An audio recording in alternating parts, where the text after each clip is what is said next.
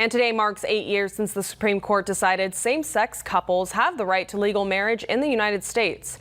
As we near the end of the Pride Month, we're taking a closer look at some of the growing backlash many LGBTQ families in this country are facing.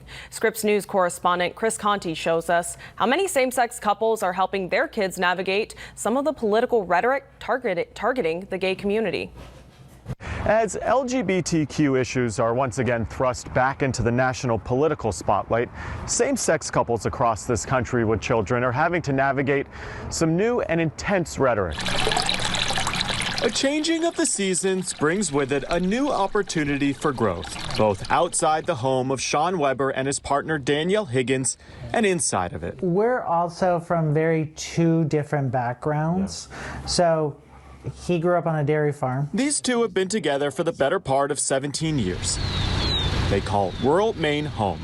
Growing up in small towns, they both had very different experiences coming out. I told my parents at their house, and then my dad kicked me out. I never had to officially come out, per se, because I always thought, well, this is my life and this is who I am. They are now a family of 6. This is Emily. With 2 kids out of college and 2 teenagers at home. The struggles of everyday parenthood are plenty. We are faced with a lot.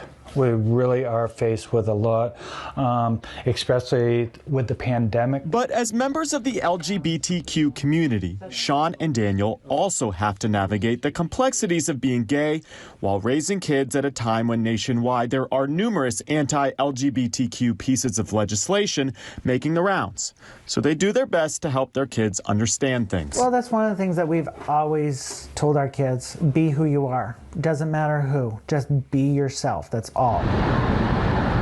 Sean and Daniel, though, are not despondent about the future for themselves or their kids. Quite the opposite. We're on that other end of the LGBTQ spectrum where we see a lot of positive stuff of how we're treated, how we're respected, how we're included. Their town of less than 3,000 bucks the kind of stereotypes most people might have when it comes to acceptance of the gay community. It's showing that acceptance is expanding more and more every day, which is very good. From experience, these 2 men know that like any other family, they will continue to face ups and downs. How do we work with our kids to understand, have them understand that, something that traumatic taking us back, how are we going to bring them forward? But even amidst some less than welcoming political rhetoric right now, they, like parents everywhere, are hopeful their kids grow up seeing the beauty of the world around them. I feel